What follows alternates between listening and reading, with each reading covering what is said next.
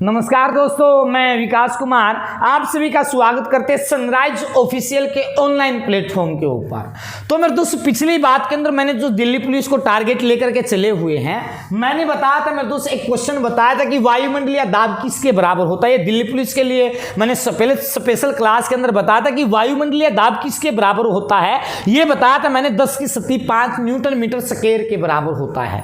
ये last question मेरे दोस्त क्या था, ये लास्ट क्वेश्चन मैंने लिखवाया था मेरे दोस्त, आप लोगों को ये लिखवाया था कि वायुमंडलीय दाब किसके बराबर था। ये क्वेश्चन आया था। इसके बाद थोड़ा सा अगर हम आगे चलते हैं कि क्या क्या प्रोसीजर होता है, क्या प्रोसीजर ना होता है, इसके बाद जो 263 नंबर जो क्वेश्चन कहता है वो क्या कहता है, इसके अंदर बताया गया कि वायुमंडलीय दाब का जो मात्रक होता है, जो वायुमंडलीय जो दाब है ना, उस वायुमंडलीय दाब का जो मात्रक होता है उसका मात्रक क्या होता है। या तो एग्जाम के अंदर बार मिलेगा या इसके स्थान पर आपको क्या लगा करके आना है, मिली बार लगा करके आना। तो अगर आपसे कोई भी व्यक्ति क्वेश्चन पूछ ले कि वायुमंडलीय दाब का मात्रक क्या होता है, तो आपका आंसर क्या लगा करके आना है, बार या मिली बार लगा करके आना है। इसके बाद इससे अगला ही क्वेश्चन इसी से संबंधित बताया है मैंने, वहां पर क्या लिखा है कि एक बार किसके बराबर होता है। मतलब ये बात जो मैंने लिखा है ना, एक बार किसके बराबर होता है, तो ये होता है मेरे दोस्त किसके बराबर, 10 की शक्ति 5 न्यूटन मीटर स्क्वायर के बराबर होता है। तो मैंने एक क्वेश्चन लिखा है कि एक बार किसके बराबर होता है, तो 10 की शक्ति 5 न्यूटन मीटर स्क्वायर के बराबर होता है। उसके बाद 265 नंबर क्वेश्चन क्या लिखवाया गया है कि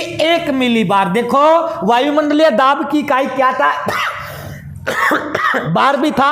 बार क्या बताया मैंने, 10 की शक्ति 5 न्यूटन मीटर स्क्वायर बताया। उसके बाद मैंने क्या लिखवाया, मिली बार लिखवाया, और 1 मिली बार किसके बराबर होता है, 10 की शक्ति 2 न्यूटन मीटर स्क्वायर के बराबर होता है। इस बात ना याद रखियो, ये तो 10 की शक्ति 5 न्यूटन मीटर स्क्वायर के बराबर है, और 1 मिली बार किसके बराबर है, 10 की शक्ति 2 न्यूटन मीटर स्क्वायर के बराबर होता है। इसके बाद क्वेश्चन नंबर 266 क्या कहता है, पृथ्वी की सतह से ऊपर जाने पर क्या होता है। मान लो हम पृथ्वी की सतह से थोड़ा सा ऊपर जाते तो क्या होता है, वायुमंडलीय दाब क्या हो जाता है, कम हो जाता है। वायुमंडलीय दाब में क्यों आने लग जावा है, कमी आने लग जाए। तो ये क्वेश्चन एग्जाम में, इसे क्वेश्चन पूछा या ना पूछा, बड़े एग्जाम में पूछ लेगा, लेकिन ऐसा क्वेश्चन दिल्ली पुलिस के एग्जाम में सीधा मिलेगा कि पृथ्वी की सतह से ऊपर जाने पर क्या होता है, वायुमंडलीय दबाव में कमी आती है। इसके बाद हमने एक बात देखा होगा, पहाड़ पे जो पहाड़ी आदमी जो रहे हैं वो पहाड़ पे के बना हुए हैं, खाना बना हुए हैं, और पहाड़ों पर खाना बनाने में कठिनाई होती है। जो पहाड़ पर हम खाना बनाओगे ना, और खाना बनाने में सबसे ज्यादा देखियो जो मारे पर गए कुछ कड़ी बना कर खड़े हो जा, कुछ बना कर खड़े हो जावे हैं, और सबसे ज्यादा जो पहाड़ पर जो आम आदमी जो खावे के खा ले हुए हैं, वो खा ले मैगी बनावे हैं। जाकर देखियो तो जितो ही मिलेगी मैगी मिलेगी। वह क्यों, क्योंकि पहाड़ों पर खाना बनाने में कठिनाई होती है। इसका कारण केवल और केवल एक है, वायुमंडलीय दाब में क्या होती है, कमी होती है। तो वायुमंडलीय दाब में कमी के कारण क्या होता है, पहाड़ों पर खाना बनाने में दोस्त क्या होती है, कठिनाई होती है। इसके बाद क्या लिखवाया गया है, इसके बाद एक क्वेश्चन पूछा गया है कि वायुयान में बैठे यात्री के पेन से, मतलब कोई जहाज में बैठा है और जहाज में यार कोई पेन टांग रहा है, और उसके पेन पे तन नीचे के लकड़ियाई स्याही लकड़ियाई, वो पेन नु कह दिया हरियाणवी भाषा में, वो पेन के छोड़ गया, स्याही छोड़ गया। अगर जहाज में बैठे हैं और पेन स्याही छोड़ जाओगे, क्यों, क्योंकि क्या हो जाओगी, वायुमंडलीय दाब में क्या हो जाओगी, कमी हो जाओगी। इस बात ने याद रखियो,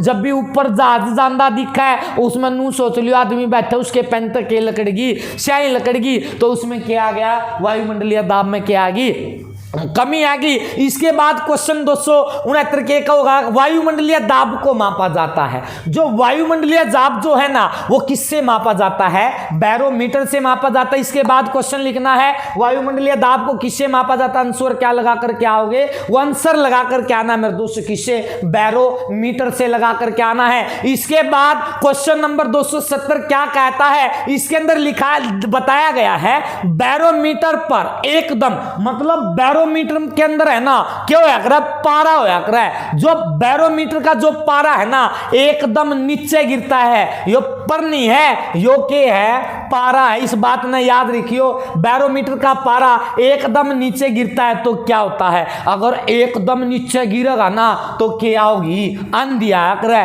तो समझियो जब भी गामा में जब भी कुछ भी जब भी आंधी दिखे ना, तेज हवाएं आंधी दिखे तो समझ जाइयो क्या कहा, बैरोमीटर का पारा क्यों लाग रहा है, तेज गति तय नीचे जान लाग रहा है। ये तो क्यों है, नीचे गिरा है। अगर यो बैरोमीटर का पारा जब धीरे धीरे क्या होगा, नीचे की ऊपर आता है तो मतलब क्या होता है, एक तो तेज गति तक नीचे आवे और एक टणक टणक टणक टणक करके नीचे आवे, धीरे धीरे नीचे आवे। तो धीरे धीरे नीचे आने से क्या होता है, वर्षा होने की संभावना होती है। मतलब क्या होगा, जब यू पारा राम राम तो नीचे होगा ना, क्या होगा, वर्षा होगी। और यो वायुमंडलीय दाब पर जब धीरे धीरे ऊपर चढ़ा है, जब मतलब क्या है, जब यो बैरोमीटर में है ना, जब यू पारा धीरे धीरे ऊपर चढ़ेगा तो क्या होगा, मौसम साफ रहने की क्या होती है, संभावना। तीन ने प्रक्रिया बताई है। पहली प्रक्रिया मैंने क्या बताई है, बैरोमीटर में अगर पारा, क्योंकि वायुमंडलीय दाब तो हम किसने नापेंगे, बैरोमीटर तक नापेंगे।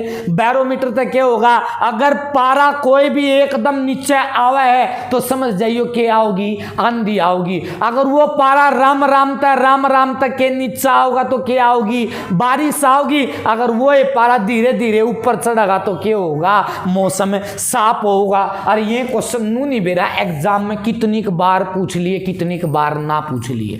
कहने का मतलब साइंस के है ना, सब तो इंपोर्टेंट जो क्वेश्चन है ना, सब तो इंपोर्टेंट क्वेश्चन में दोस्त इसे क्वेश्चन एग्जाम में पूछे जा करे। और बालक इन क्वेश्चन ने के कर कहा करे, गलत कर कहा करे। नुए पूछा है एग्जाम में, वायुमंडलीय दाब को मापा जाता है किससे, बैरोमीटर। तो नू नहीं बेरा एग्जाम में पदड़ जावे के बेरा के उत्तर लगा कहा है। तो याद रख लियो, बैरोमीटर ने याद रख लियो। इसके बाद क्वेश्चन लिखना है, द्रव के अंदर आगांडो, द्रव के अंदर किसी बिंदु पर, मतलब इसमें क्या बताया है, द्रव के अंदर किसी बिंदु पर प्रति इकाई के क्षेत्रफल पर लगने वाले बल को क्या कहा जाता है। इस बात ने सुनियो ध्यान से, द्रव के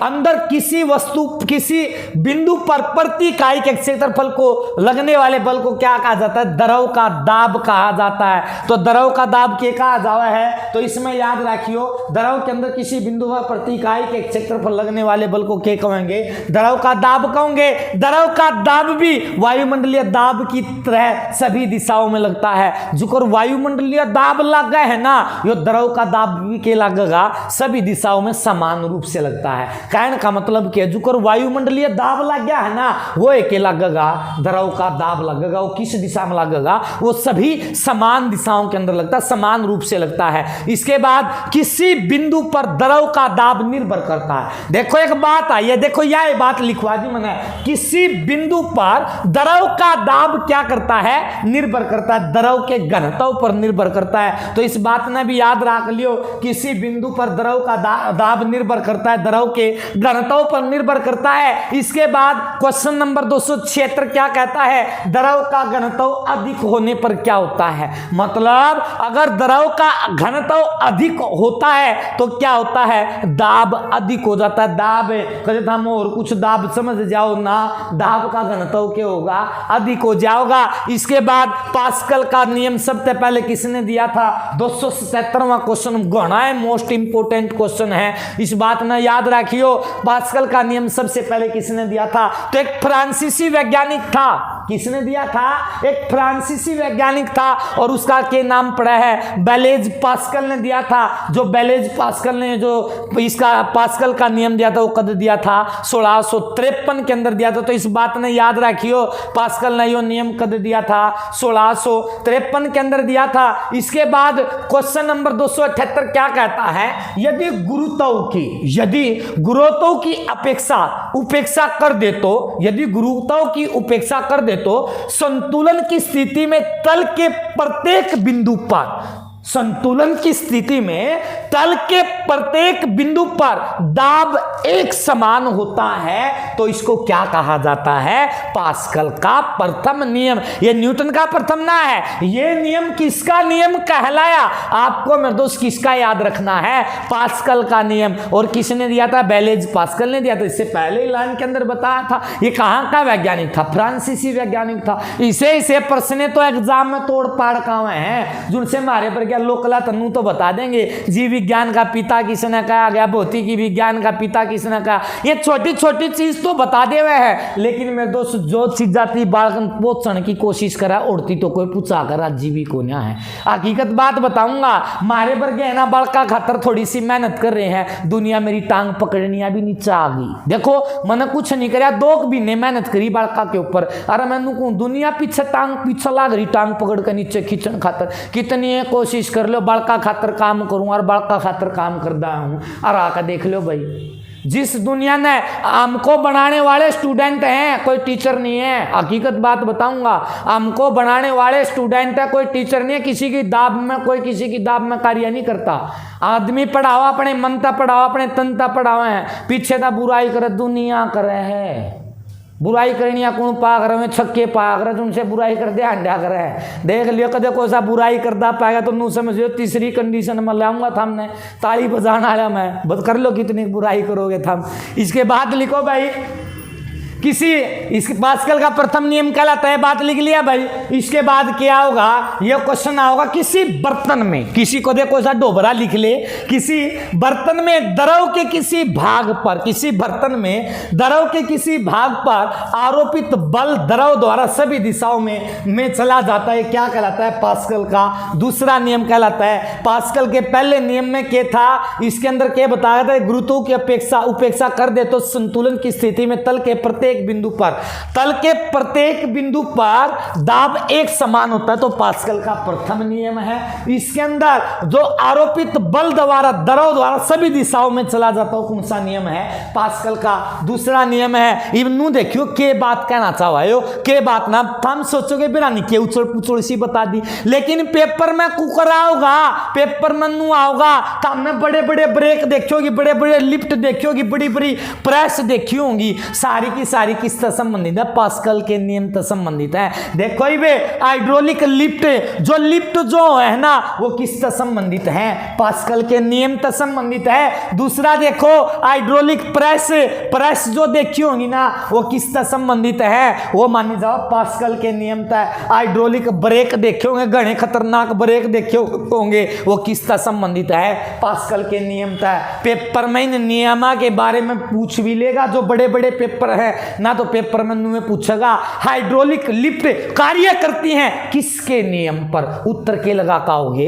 पास्कल के नियम पर। फिर याद रखियो हाइड्रोलिक ब्रेक कार्य करते हैं किसके नियम पर? वो कार्य किसके? पास्कल के नियम पर। हाइड्रोलिक प्रेस कार्य करती है किसके नियम पर कार्य करती हैं? याद रखियो वो करती है पास्कल के नियम पर। यह चीज याद रखने की है जो एग्जाम में आवे है। इसके बाद क्वेश्चन 281 क्या कहता है? गर्म करने पर जिन पदार्थों का आयतन बढ़ता है तो उसे दाब बढ़ने पर क्या होता है? मतलब गर्म करने पर जिन पदार्थों का आयतन बढ़ता है तो उसको तो दाब बढ़ने पर क्या होता है? उसका गलनांक भी मेरे दोस्त बढ़ जाएगा। जैसे मोम देखा होगा, घी देखा होगा, मोम न पंगड़ा दियो घी न पंगड़ा दियो क्या हो जाओगा? उनका गलनांक क्या हो जाओगा? बढ़ जाओगा। तो यार तो याद रख लियो मोम व घी का गलनांक क्या होता है? द्रव पर अंदर बढ़ता है। इस बात ने याद रख लोगे कि नहीं रख लोगे?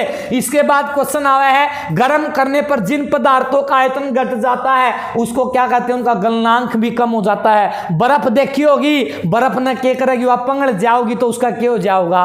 गलनांक क्या हो जाओगा? कति खत्म होता आ जाओगा कि नहीं आ जावा है? बर्फ पर घी न ताक मोम नर घी न ताक देख लियो गलनांक क्या हो जाओगा? बढ़ जाओगा कि नहीं बढ़ जाओगा? यह बात देखी है कि नहीं देखी है? ये नॉर्मल चीज है जो हमारे घर में काम आवे, लेकिन हम इन चीजा न समझ देखो ना रही चीज है कि क्यों इनके कारण प्रक्रिया बने हैं। घर में इसी को एक कूण कोनी जिनका क्वेश्चन ना छिप रहे हूं।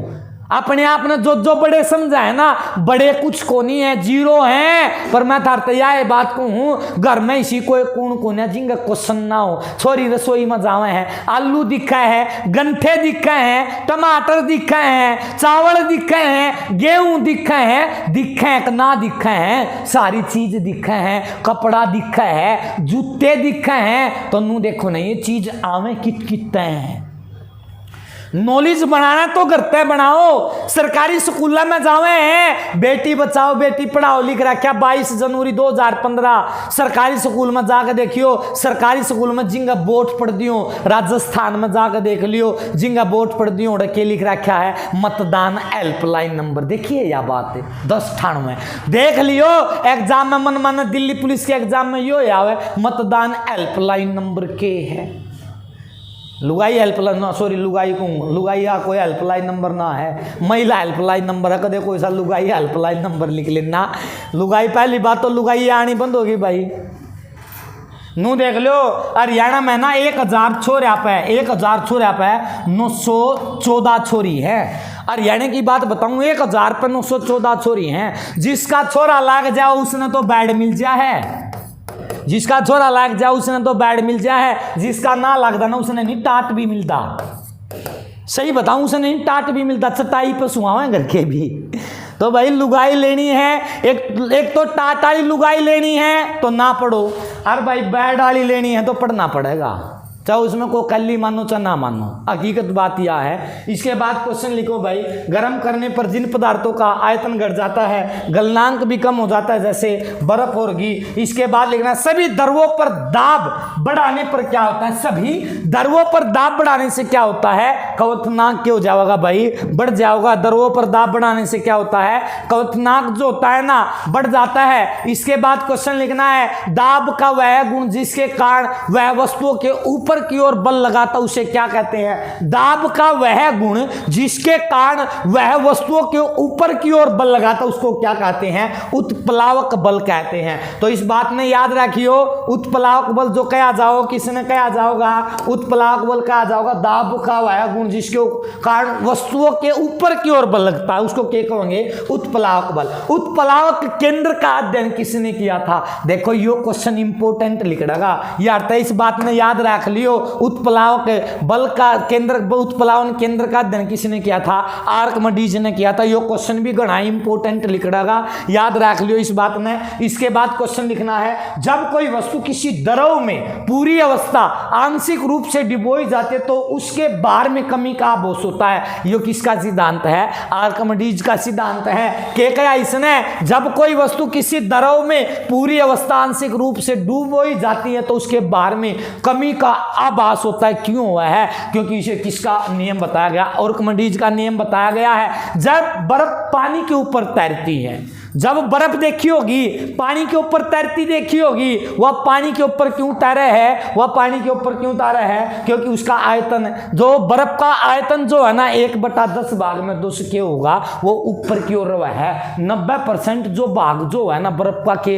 नीचे दिख जाओगा, और बर्फ न गिरोगे पानी में, बर्फ न पानी में गिर के देखियो उसका थोड़ा सा ऊपर का हिस्सा जो है ना वो क्या होगा, वो ऊपर बर्फ के ऊपर तैरता नजर आओगा। वो क्यों तैरा है, वो इसी के कारण तैरा, आयतन का 1/10 भाग ऊपर रहता है। इसके बाद दूध देखा होगा, दूध में कई दूध ये देखे होंगे मिलावट कर दे, मिंड की भी लकड़िया हुआ है का दीवनू नहीं मेरा के लकड़िया हुआ दूध में।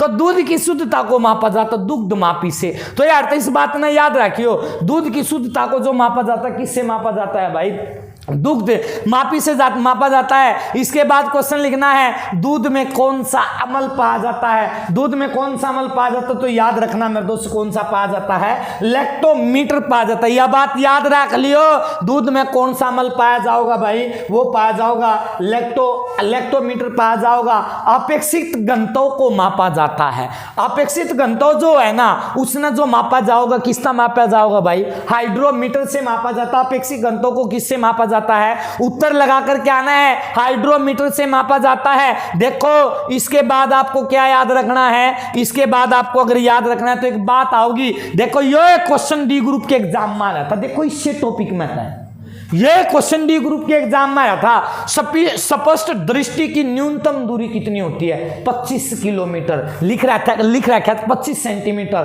किलोमीटर नहीं था, और 25 सेंटीमीटर था। ये डी ग्रुप के एग्जाम में ये प्रश्न पूछ रखा था। स्पष्ट दृष्टि 2 साढ़े की जो वो है ना, कितनी दूरी हो, तो उत्तर के था 25 सेंटीमीटर। ये देख लियो, जितने भी इस टॉपिक से संबंधित क्वेश्चन सारे नचोड़ लिया दिया।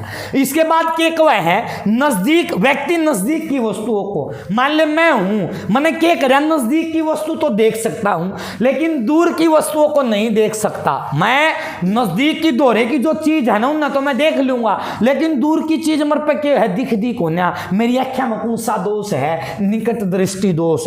नजदीक आले ने क्या दिखेगा? नजदीक आले के अंदर कौन सी निकट दृष्टि दोष आओगा? कदे कोई सा इसमें दूर दृष्टि दोष लगाया। यो क्या है, नजदीक की वस्तुओं को तो देख सकता, दूर की वस्तुओं को नहीं देख सकता, तो निकट दृष्टि दोष आओगा। इसके बाद लिखना है निकट दृष्टि दोष वाले व्यक्ति के लिए किस लेंस का प्रयोग किया जाए। मतलब मैं नजदीक की वस्तु देखूं ना, मैंने कौन सा लेंस से ये है, याद रखियो मेरे दोस्त, कौन सा? अवतल लेंस का प्रयोग करूंगा मैं। अवतल लेंस ने क्या करूंगा, मेरी अख्या में अवतल लेंस होगा तो मैंने लोहे की चीज दिख जाएंगी भाई। अगर ना होगा उत्तल लेंस होगा तो मैंने घड़ी दूर तक की चीज दिख जाएंगी। तो याद रखियो अवतल लेंस का प्रतिबिंब बनता है, इसका मतलब प्रतिबिंब जो बनेगा ना, खत बनेगा रेटिना पर न बनकर रेटिना के आगे बनता। मतलब इसमें क्या कहा गया है, अवतल लेंस का जो प्रतिबिंब बनता है ना, वो रेटिना पर न बनकर रेटिना के आगे बनता है। बात क्लियर होगी भाई। इसके बाद क्वेश्चन लिखो, मैंने पता तारी भावना कितना जारी है, कितना जारी है, मैं सारी समझूं, कभी ध्यान पागल मानते हो तो भाई यारा हेलो, अवतल लेंस है, अवतल लेंस का प्रतिबिंब बनता है रेटिना पर न बनकर रेटिना के आगे बनता है। इसके बाद लिखना है व्यक्ति दूर की वस्तुओं को देख सकता है। कोई भी आदमी है दूर की वस्तुओं के क्या करे है, देख सकता लेकिन नजदीक की वस्तुओं को नहीं देख सकता, तो उस वाले आदमी में कौन सा दोष होगा? दूर दृष्टि दोष होगा। तो इस बात ने याद रखियो, व्यक्ति दूर की वस्तुओं को देख सकता लेकिन नजदीक की वस्तुओं को नहीं देख सकता, इसमें कौन सा दोष होगा? याद रख लियो मेरे दोस्त, कौन सा? दूर दृष्टि दोष। अब दूर दृष्टि दोष वाले व्यक्तियों के लिए किस लेंस का प्रयोग होता है? तो याद रखना है उत्तल लेंस का। जो दूर दृष्टि वाला आदमी पाओगा ना, उसमें कौन सा लेंस पाओगा? याद के रखना है उत्तल लेंस। इसके बाद दूरदृष्टि रोग में निकट की वस्तु का प्रतिबिंब बनता है। जो दूरदृष्टि रोग वाला आदमी है ना, उसमें जो वस्तु का प्रतिबिंब, उसमें क्या था? रेटिना के आगे था, इसमें क्या है? रेटिना के पीछे बनेगा। व्यक्ति न तो दूर की वस्तु देख सकता और न ही निकट की वस्तु देख सकता। कौन सा दोष है? जरा दृष्टि दोष। इसमें दूरदृष्टि आए में उत्तल लेंस आवा, कदे कोई सा और कुछ लिख लो, उत्तल लिख लो ना, उत्तल लिखना है। व्यक्ति है ना, कई व्यक्ति इसे है ना, तो दूर की देख सकता ना नजदीक की देख सकता, उसमें कौन सा दोष होगा? जरा दृष्टि दोष। इसके बाद कई एग्जाम में क्वेश्चन आ जाओगी, गाड़ी के साइड वाले शीशे में कौन सा दर्पण होता है? जो साइड में डूहे लगे रहे हैं ना, अब पीछे का देखा कर, पीछे के चल रहा है, के ना चल रहा है, सारी चीज देखे हैं, तो उसमें कौन सा दर्पण होगा? उत्तल दर्पण का प्रयोग कर रहे हैं। इसके बाद गाड़ी की हेडलाइट में कौन सा, मतलब जो गाड़ी है ना उसकी हेडलाइट में कौन सा वो है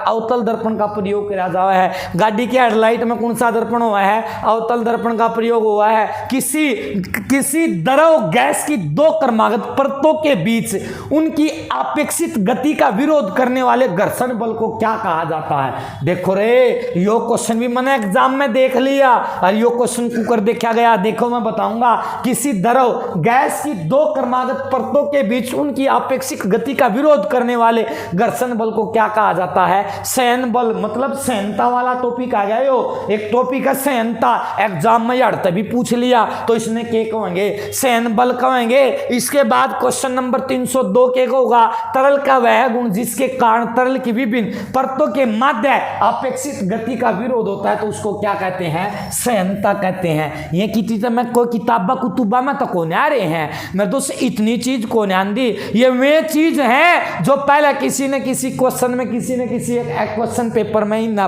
अपनी प्रतिमा का अपनी पूरा का पूरा बाहुबली क्वेश्चन है, अपना भूमिका निभाई है। मैं विभको हूँ नूनी बेरा जनरल नॉलेज की किताबा पे बुक वाले की दुकान पर चले जाइयो कितनी की किताब पाऊंगी, लेकिन थार तैयार बात कहूँ कई किताबा का मिश्रण कर कई चीज लिखवाने लग रहा हूँ। पहले ऑफलाइन क्लास में क्या करूँ था, आज मैं सिद्धम सिद्ध कर लग रहा हूँ, कैमरे के आगे कर लग रहा हूँ। ये जितने भी क्वेश्चन लिखवाऊँ हूँ ना कई किताबा का मिश्रण करके लिखवाऊँ हूँ, सारा का निचोड़ कर का जब क्वेश्चन बनाऊँ अपने आप बनाऊँ और जब थारे तक ही पूछाऊँ, जब मैं इतनी मेहनत कर सकूँ हूँ तो थोड़ी सी बात ना लिख दिया ना, एक बार वीडियो ना सुन दिया ना, और एक बार शेयर कर दिया ना, थारा कुछ दुख जाएगा। जुन से का दुख जा मरता बता दियो, ठीक करने की दवाई मैं ले रहा हूँ, पर दवाई दूंगा सांझ ने ऊनी मिलेगी दवाई दूंगा सांझ ने भाई। तो मेहनत करो भाई, मैं मेहनत करूँ थारे खातर थाम नहीं कर सकते। एक आंगली लाके शेयर कर दिया, शेयर करया करो भाई इन चीज़ा ने। तो सहनता कहते हैं, सहनता किसका मिश्रण होता है, तो सहनता किसका मिश्रण होता है, एक तो द्रवों का और दूसरा किसका मिश्रण हुआ है, गैसों का। द्रव और गैसों से मिलाकर में दोस्त क्या बनता है, सहनता बनती है। क्वेश्चन नंबर 304 का कहते हैं गैसों में सहनता बहुत ही कम होती है, किसकी तुलना में, द्रव की तुलना में। गैस जो है ना उन गैसा में है ना सहनता बहुत ही कम होती है, किसकी तुलना में, द्रवों की तुलना में। ठोसों में सहनता होती है, नहीं होती, ठोस में क्या हुआ मेरे दोस्त से सहनता नहीं होती। एक आदर्श तरल की सहनता होती है, इसमें क्या बताया गया है, एक आदर्श तेल की जो सहनता होती है वो क्या होती है, वो होती है मेरे दोस्त शून्य होती है। तो यार तो इस बात में याद रखियो, एक आदर्श तरल की जो सहनता होती है वो कैसी होती है, शून्य होती है। ताप बढ़ने पर द्रव की सहनता कैसी होती है, ताप बढ़ने पर द्रवों की सहनता कैसी होती है, तो मेरे दोस्त कैसी हो जाओगी, घट जाओगी। कदे कोई सानू कहा जी मास्टर जी आपने तो सहनता गलत लिख लिया, सहनता लिखो तो इसके पीछे था ना इस बिंदु ना हटा दियो, सह ये न सहनता नू भी लिख सको चल जाओगा काम। और ना तो हमने पेपर में कौन सा नू पूछेगा इसने ठीक करियो, सहनता दिख दे हमने कहना ताप बढ़ने पर द्रवों की सहनता कैसी होती है, तो नू देखना घटी और किंगा है वो उत्तर लगाना, नू थोड़ा सहनता ना पहले पेपर में बैठ कर सह लिखोगे ना, चल जाओ है बात तो चल जाओ, हम भी आदमी हैं। इसके बाद तरल की सहनता को मापा जाता है, ये क्वेश्चन भी इंपॉर्टेंट है। तरल की सहनता को किससे मापा जाता है, मापा जाता है सहनता गुणांक से मापा जाता है। अगर क्वेश्चन एग्जाम में आ जाना तरल की सहनता को किससे मापा जाता है, सहनता गुणांक से मापा जाता है। इसके बाद सहनता का एसआई मात्रक क्या है, सहनता का एसआई मात्रक जो है ना उसका नाम क्या है, डेकापोवाइज। यो क्वेश्चन बड़ा इंपॉर्टेंट है कि सहनता का एसआई मात्रक क्या है, डेकापोवाइज है, या इसके बाद लिखना है पास्कल सेकंड लिखना, बात चल जाओगी।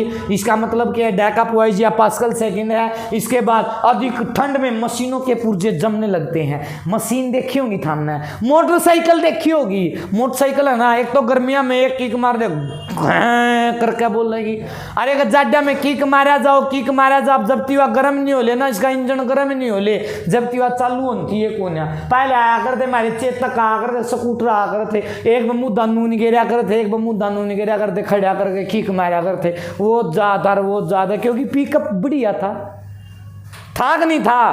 पहले के नुको के पिकअप बढ़िया था, पहले की लुगाइया का पिकअप बढ़िया था, आज की लुगाइया का पिकअप बढ़िया को नहीं। कहने का मतलब क्या है, कदे दम गलत ले जाओ, पहले की लुगाई काम करया कर थी मन लगा के, जाता आज से ही चल रही हैं। आज कल है ना घर में 4 काम और रोटी पोन दिया कहूँगी, एरी माँ मेरी तो कड़ में दर्द हो रही है, खा लिए तेरे कड़े के दर्द ने, बताओ है कि नहीं है बात। तो पहले की लुगाइया का पहले के आदमिया का तो मेरे दोस्त मतलब ये बातें अलग हुआ करती। डेकापोवाइज या पास्कल था, अधिक ठंड में मशीनों के पुर्जे जमने लगते हैं, क्यों, स्नेह की क्षमता क्या हो जाती है, बढ़ जाती है। तो उसके अंदर जो था ना स्नेह जो था उसकी क्षमता क्या हुआ है भाई, बढ़ जावा है। जब कोई वस्तु एक निश्चित पथ पर समान समय अंतराल के पश्चात बार बार अपने पूर्व गति को दोहराती है तो उसको क्या कहते हैं, सरल अवगत गति कहते हैं। जब कोई वस्तु है ना एक निश्चित पथ पर समान समय अंतराल के पश्चात बार बार अपनी पूर्व की गति को दोहराती है तो सरल अवगत गति कहते हैं। एक दोलन। इसके बाद 312 को क्या कहता है, एक दोलन पूरा करने में लगे समय को क्या कहते हैं, मतलब एक दोलन का जो पूरा समय लगता है ना उसको क्या कहोगे, अवगत काल कहोगे। कंपन करने वाली, मतलब कोई भी चीज है, मेरा हाथ कंपन कर रहा है, कंपन करने वाली वस्तुओं के 1 सेकंड में कंपन करने की प्रक्रिया को क्या कहते हैं, आवर्ती कहते हैं। 1 सेकंड में आया, हलन आ गया, एकदम चला गया, उसने क्या कहेंगे, आवर्ती कहोगे। डोरी की लंबाई बढ़ने से क्या होगा, आवर्त काल क्या हो जाता है, बढ़ जाता है। मतलब कोई भी डोरी है ना उसकी लंबाई बढ़ जावा है तो उसका आवर्त काल भी क्या हो जाएगा, बढ़ जाएगा। लड़की झूला है और झूला झूलते समय खड़ी हो जाए तो क्या होगा, आवर्त काल क्या हो जाएगा, घट जाएगा। मान लो कोई छोरी है वह झूला है और वह खड़ी होगी ना, उसका क्या हो जाएगा, आवर्त काल घट जाएगा। लोलक घड़ियां गर्मियों में सुप्त हो जाती है, क्यों, क्योंकि लोलक की लंबाई बढ़ जाती है। लोलक घड़ियां जो है ना क्या होगा, गर्मियों में सुस्त हो जाती है, क्यों, क्योंकि लोलक की लंबाई क्या हो जाती है, बढ़ जाती है। इसके बाद क्वेश्चन नंबर 317 क्या कहते हैं, झूला झूलने वाली लड़की के बगल में कोई दूसरी लड़की आकर बैठ जाए तो क्या प्रभाव पड़ेगा, कोई भी प्रभाव नहीं पड़ेगा। इस बात में याद रखें, झूला झूलने वाली लड़की के बगल में कोई भी दूसरी लड़की आकर बैठ जाती तो क्या प्रभाव पड़ेगा, कोई भी प्रभाव नहीं पड़ेगा। भाई आज खातर इतना ही लिखो, नकम्मा को पानी भी लाकर नहीं देता। तो आज की क्लास के अंदर मेरे दोस्त इतना ही, मिलते हैं अगली क्लास के अंदर। धन्यवाद। अगर आपको ऐसी वीडियो देखनी है तो अपने YouTube चैनल सनराइज ऑफिशियल को सब्सक्राइब करना ना भूले। धन्यवाद।